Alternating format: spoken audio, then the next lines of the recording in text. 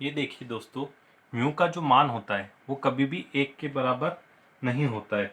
Mu का मान जो होता है वो हमेशा एक से ज़्यादा होता है। म्यू का मान हमेशा एक से ज़्यादा होगा, कभी भी एक के बराबर नहीं होगा।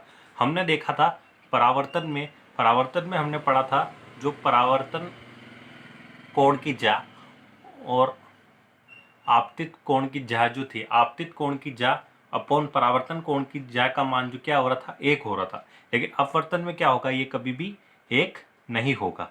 ये हमारे हो गए अपवर्तन के नियम। अब आप देखिए, जैसे कि इस चित्र में देखिए, ये देखिए दो माध्यम है, एक तो है विरल माध्यम, एक है सघन माध्यम। जब कभी भी आपतित किरण जो है विरल माध्यम से सघन माध्यम में आएगी और वो कौन सी होगी, अपवर्तित किरण हो जाएगी। जब भी हम विरल माध्यम से सघन माध्यम की ओर देखें, यानी हम हवा से पानी की ओर देखें, तो जो है अपवर्तित किरण जो है वो कहाँ होगी, अभिलंब के पास में होगी। यानी अपवर्तित किरण जो क्या होगी, अभिलंब की ओर झुकी हुई होगी। ये देखिए वस्तु यहाँ की जगह हमें यहाँ दिखाई देगी, यहाँ दिखाई देगी, यानी जो है अभिलंब की ओर दिखाई दे रही है हमें। ये वस्तु इस जगह है, दिखाई किस जगह दे रही, इस जगह, और अभिलंब कहाँ है, ये वाला। तो हमें क्या है, अभिलंब की ओर दिखाई दे रही है। लेकिन जब हम पानी से देखते हैं, यानी हम यहाँ से देखें, मान लो ये मछली देख रही है यहाँ से और इस जगह से यहाँ, ठीक है, यहाँ कोई वस्तु है, यहाँ से हम देखते हैं किसी वस्तु को, वस्तु इस जगह नाम दिख करके हमें कहाँ दिखाई देगी, वो इस जगह दिखाई देगी। उसका जो विचलन होगा वो कहाँ होगा, अभिलंब से दूर होगा। अब देखिए, जब हम सघन माध्यम से विरल माध्यम की ओर देखते तो वस्तु अपने पथ से अभिलंब से दूर जाती दिखाई देती है। जबकि इसका उल्टा देखिए, विपरीत देखिए इसका, जब विरल माध्यम से सघन माध्यम की ओर देखते तो वस्तु कहाँ दिखाई देती है, अभिलंब की ओर दिखाई देती है। यानी आप देखिए, जब यहाँ कोई सिक्का पड़ा हुआ है, अपवर्तन के नियमों में ये काफ़ी अच्छा दिखाई देगा। यहाँ कोई सिक्का पड़ा हुआ है, ठीक है, ये कौन सी बाल्टी है, खाली बाल्टी है, और ये है भरी हुई बाल्टी। यहाँ पे भी कोई सिक्का दिखाई पड़ा हुआ है और ये किससे भरी हुई है, जल से भरी हुई बाल्टी। ये क्या है, जल, ये क्या है, हवा, और यहाँ पे भी क्या है, हवा। जब हम वस्तु को यहाँ से देखते हैं तो हमें क्या है, वस्तु स्पष्ट यहीं दिखाई देती है जहाँ वो पड़ी हुई है, उसी कंडीशन में दिखाई देगी जहाँ वो पड़ी हुई है, क्योंकि माध्यम कहीं चेंज नहीं हुआ।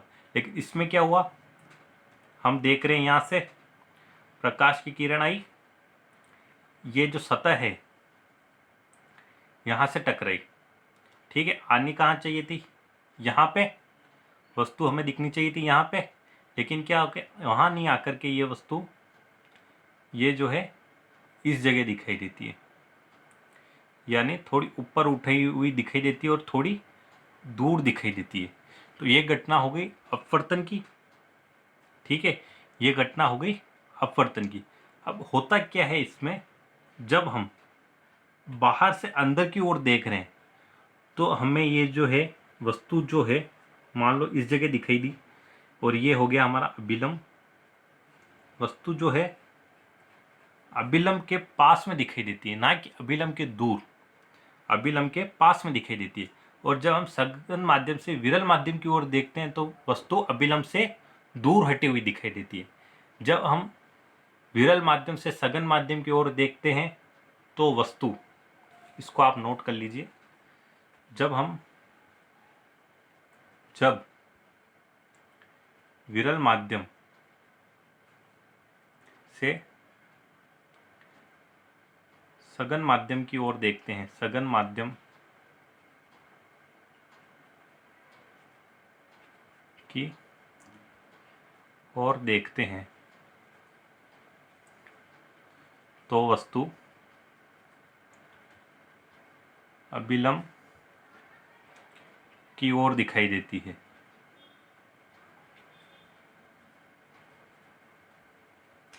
और इसी का विपरीत जब हम सघन माध्यम से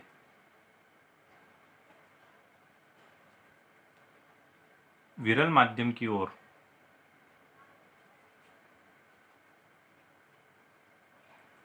देखते हैं तो वस्तु अभिलंब से दूर दिखाई देती है। यानी पानी में पड़ी कोई मछली किसी वस्तु को देखेगी या किसी सिक्के को देखेगी तो अभिलंब से थोड़ा दूर जाती हुई दिखाई देगी। मतलब जहाँ 90 डिग्री का कोण बन रहा है ये, इससे थोड़ा दूर दिखाई देगी। लेकिन जब हम पानी में पड़ी किसी वस्तु को देखते हैं तो वो अभिलंब के पास, जहाँ 90 डिग्री का कोण बन रहा है उससे पास में आती हुई दिखाई देगी। ये अपवर्तन के दो नियम थे जिसको हमने समझा, और अपवर्तन के नियम के बाद में इसका एक उपयोग भी हो गया। अब हम इसके दैनिक जीवन में उपयोग देखेंगे। अपवर्तन के दैनिक जीवन में उपयोग।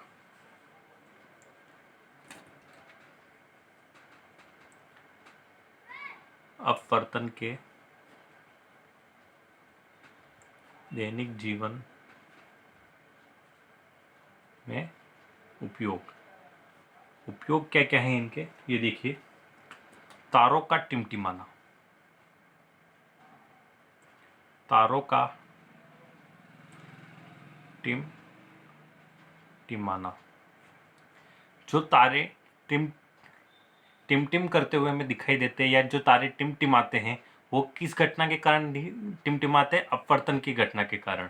प्रकाश में वायुमंडलीय सतहों के कारण अपवर्तन की घटनाएं होती रहती है। मतलब प्रकाश की किरणों का माध्यम परिवर्तित होता रहता है।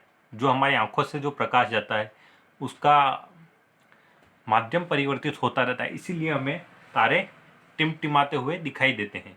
तो तारों का टिमटिमाना कौन सी घटनाओं के कारण होता है? अपवर्तन की घटनाओं के कारण। पानी में डूबी हुई छड़ का मुड़ी हुई दिखाई देना। पानी में डूबी हुई छड़ का मुड़ी हुई दिखाई देना। पानी में डूबी छड़ का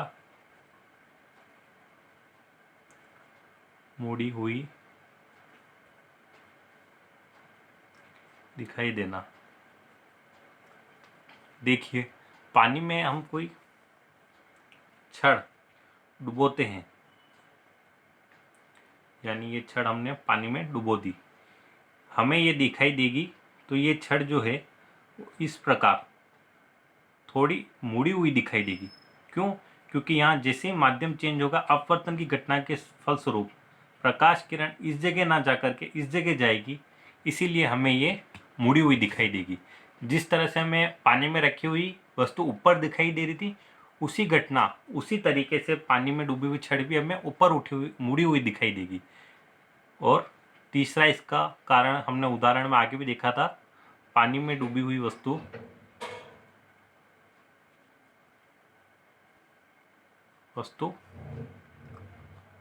ऊपर उठी दिखाई देना। 3 देखो, तारों का टिमटिमाना, पानी में डूबी हुई छड़ का मुड़ी हुई दिखाई देना, पानी में डूबी हुई वस्तु का ऊपर दिखाई देना। ठीक है। और इसका मोस्ट इम्पोर्टेंट नियम है, मोस्ट इम्पोर्टेंट इसका नियम है, सूर्य का जो प्रकाश सूर्य उदय से पहले और सूर्य उदय के पश्चात भी हमें दिखाई देता है। देखिए, हम सूर्य उदय से पहले भी हमें उजाला दिखाई देता है और सूर्य अस्त के पश्चात भी हमें उजाला दिखाई देता है, यानी सूर्य का प्रकाश हमें दिखाई देता है। तो वो कौन सी घटनाओं के फलस्वरूप होता है? अपवर्तन के कारण दिखाई देता है। सूर्य का प्रकाश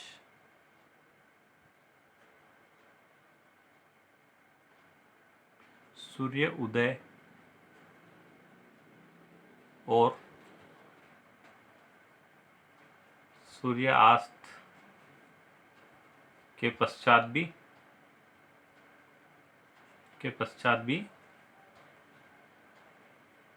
दिखाई देना। सूर्य का प्रकाश सूर्य उदय और सूर्य अस्त के पश्चात भी दिखाई देना। अपवर्तन की ये 4 दैनिक जीवन में उपयोग है। तारों का टिमटिमाना, पानी में डूबी हुई छड़ का मुड़ी हुई दिखाई देना, पानी में डूबी हुई वस्तु का ऊपर उठी दिखाई देना, सूर्य का प्रकाश सूर्य उदय के पश्चात और सूर्य अस्त के पश्चात भी दिखाई देना। यानी हमें उजाला दिखाई देता है सूर्य उदय के पहले भी और सूर्य उदय के पश्चात भी।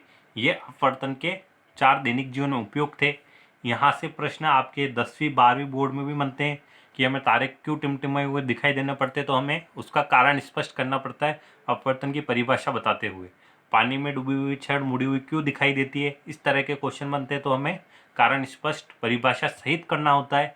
ये 10वीं 12वीं के टाइप प्रश्न बनते हैं।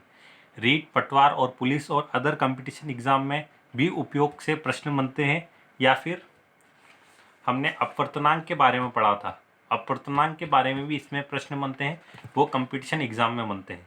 तो इसको समझने के पश्चात में हमें कंपटीशन एग्जाम में भी काफ़ी सहायता मिलती है। जैसे इस तरह का क्वेश्चन आता है कि सूर्य उदय से पहले उजाला हो जाता है, तो ये प्रकाश की कौन सी घटना है। 4 ऑप्शन दे देते हैं, तो उसमें से पूछते कौन सी घटना है, तो हमें प्रकाश का अपवर्तन की घटना है उस पर टिक करना होता है। तो दोस्तों, आपको मेरा ये वीडियो कैसा लगा? अगर मेरा वीडियो अच्छा लगा हो आपको तो इसको लाइक करें, चैनल को सब्सक्राइब करें और ज़्यादा से ज़्यादा स्टूडेंट को शेयर करें। धन्यवाद।